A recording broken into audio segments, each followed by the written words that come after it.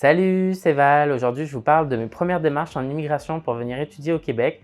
Il s'agit bien entendu de la demande de CAQ et du permis d'études. Comme je vous l'ai dit dans ma dernière vidéo, avant de faire tout ça, il faut faire une demande d'admission dans un cégep. Si d'ailleurs tu n'as pas encore vu cette vidéo, je te la mets dans le petit i qui se trouve juste ici. Je t'invite à la regarder avant de regarder cette vidéo. Donc, je vous parle vraiment de mon expérience, c'est ce que j'ai vécu pour faire ma demande de CAQ et mon permis d'études. Je vous rappelle que j'ai fait cette demande-là en 2013, donc depuis, il y a bien des choses qui ont changé. C'est donc super important, avant de commencer toutes ces démarches-là, de bien vous renseigner. Avant de parler plus en détail de la demande de CAQ et la demande de permis d'études, il faut comprendre comment fonctionne l'immigration au Québec et au Canada. Comme je vous l'ai dit dans mes dernières vidéos, au Canada et au Québec notamment, il y a deux gouvernements. Pourquoi? Parce que le Québec fait partie de l'une des 13 provinces et territoires du Canada et chaque province ou territoire possède son propre gouvernement, dans notre cas le gouvernement du Québec, et vous avez également le gouvernement fédéral qui est le gouvernement du Canada. Les deux gouvernements se partagent ce qu'on appelle des compétences. Donc par exemple, l'éducation est une compétence, la santé est une compétence. C'est d'ailleurs deux compétences qui relèvent du gouvernement provincial, c'est-à-dire de Québec. Et il existe aussi plusieurs compétences exclusivement fédérales, comme par exemple la défense du territoire, les banques, etc. Concernant l'immigration, c'est ce qu'on va appeler une compétence partagée, c'est-à-dire que pour venir étudier au Québec, vous devez avoir une autorisation du gouvernement du Québec, qui est le CAQ, et vous devez avoir une autorisation du gouvernement fédéral, qui est le permis d'études. Si vous n'avez pas l'un et l'autre, vous ne pourrez pas venir étudier au Québec. À savoir que si vous possédez un CAQ mais pas de permis d'études, vous ne pourrez tout simplement pas rentrer au Canada. Par contre, si vous possédez un permis d'études mais que vous n'avez pas de CAQ, vous allez pouvoir venir étudier mais dans une autre province que le Québec. Donc en premier, j'ai dû faire ma demande de CAQ auprès du ministère de l'Immigration, de la Francisation et de l'Intégration du Québec. Je vous mettrai le lien du site du ministère en barre de description. Donc pour ça, j'ai dû remplir un formulaire avec beaucoup d'informations qui sont demandées et joindre beaucoup de pièces justificatives. Vous allez voir, tout est quand même assez bien expliqué sur le site du gouvernement. Parmi les pièces justificatives à fournir, il y a notamment la lettre d'admission que vous avez reçue de votre cégep. C'est bien important d'envoyer la lettre originale, en tout cas ça l'était en 2013. Une fois que votre dossier est complété, vous pouvez l'envoyer par la poste. Moi, ce que je vous conseille avant de l'envoyer, c'est de faire une photocopie de tous les documents que vous envoyez au ministère, que ce soit pour votre demande de CAQ ou votre demande de permis d'études. C'est bien important de garder une preuve de tout ce que vous envoyez auprès du ministère. Ça pourrait arriver qu'il y ait quelques papiers qui se perdent. Et bien important également de l'envoyer en recommandé avec accusé de réception pour que vous ayez une preuve que le gouvernement a reçu votre demande de CAQ et pour avoir la preuve de qui a signé la réception des documents.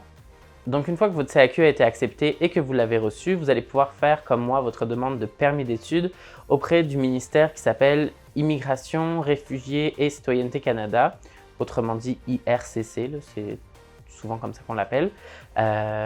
Donc encore une fois, tout est bien indiqué sur le site, je vous mettrai le lien en barre d'infos. Donc vous avez encore là plusieurs formulaires à remplir et des documents à envoyer. Dans mon époque, quand j'ai fait ma demande en 2013, il fallait tout envoyer par la poste.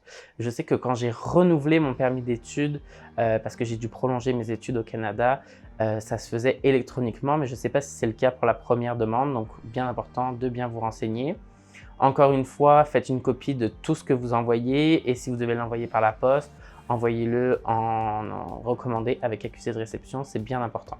Également, quand moi j'ai fait ma demande de permis d'études en 2013, on n'avait pas besoin des données biométriques. Je sais que maintenant c'est quelque chose qui est demandé. Je sais que moi je vais devoir le faire pour ma demande de résidence permanente, mais je vous avouerai que je ne sais pas du tout comment ça fonctionne. Donc encore une fois, je vous invite à bien vous renseigner avant de faire votre demande. Un autre petit conseil qu'on m'avait donné quand j'ai fait ma demande de permis d'études au Canada et que du coup je peux vous redonner à mon tour, c'est que si vous venez faire un DEC au Québec, donc un diplôme d'études collégiales dans un cégep, il est fort probable que vous ayez un stage à faire. Si c'est le cas, ça va bien être indiqué sur votre demande d'admission du cégep. Dans ce cas-là, n'hésitez pas à le surligner sur votre lettre d'admission que vous allez joindre avec la demande de permis d'études, puisqu'il vous faudra un permis de travail ou un permis de stage coop. Dans mon temps, c'était le permis de stage coop. Maintenant, je sais que c'est aussi par un permis de travail.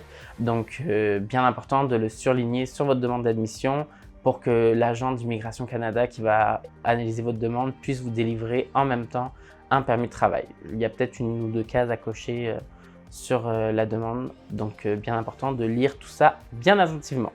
Contrairement au CAQ que vous avez reçu par la poste, Immigration, Réfugiés et Citoyenneté Canada ne vous enverra pas votre permis d'études par la poste. Vous allez seulement recevoir une lettre d'acceptation au Canada, si je ne me trompe pas. En tout cas, un document qui dit que votre permis d'études a bien été approuvé.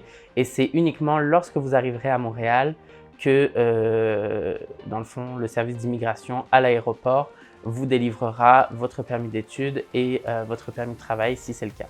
Donc, il est bien important d'avoir avec soi dans son bagage à main sa lettre d'acceptation au Canada ainsi qu'une copie originale de votre CAQ. Un petit conseil que je peux vous donner avant d'entamer ces démarches, donc c'est-à-dire le CAQ et le permis d'études, c'est de vérifier la date de validité de votre passeport parce que votre permis d'études ne pourra pas excéder la date de validité de votre passeport. Donc si comme moi par exemple, vous venez pour faire un DEC dans un cégep au Québec, c'est un programme de normalement 3 ans, c'est intéressant que votre passeport soit valable plus que pour les 3 prochaines années. Moi, je sais que dans mon cas, mon passeport n'était pas tout à fait à échéance, mais j'ai quand même pris la décision de le refaire. Vous savez qu'un passeport en France, c'est valable 10 ans. Donc, à date, j'ai jamais eu encore à refaire mon passeport. Je devrais le refaire seulement en 2023. C'est sûr que c'est un coût, mais ça peut vous sauver bien des coûts par la suite une fois que vous serez au Québec. Le dernier conseil que je peux vous donner, c'est de faire votre demande de CAQ et votre demande de permis d'études assez tôt. De mémoire, je pense que j'avais commencé ma demande de CAQ en février 2013 pour une arrivée en août 2013. Dans mon temps, on pouvait faire les deux en même temps. Maintenant, je ne sais pas si c'est encore possible. Encore là, renseignez-vous bien. Sinon, si vous voulez être sûr, vous faites d'abord votre demande de CAQ et ensuite votre demande de permis d'études.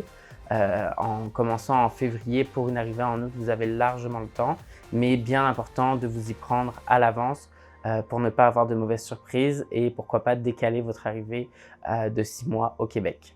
Et voilà, c'est ce qui fait le tour de cette vidéo sur mon expérience de ma demande de CAQ et de permis d'études. J'espère que ça aurait pu vous éclairer un petit peu et vous donner quelques conseils avant de faire vos demandes. Si vous avez aimé cette vidéo, n'hésitez pas à me mettre un gros pouce bleu, ça m'aide énormément à continuer. Si jamais vous avez des questions, n'hésitez pas également à les poser en commentaire. Je peux vous donner qu'est-ce que j'ai fait moi.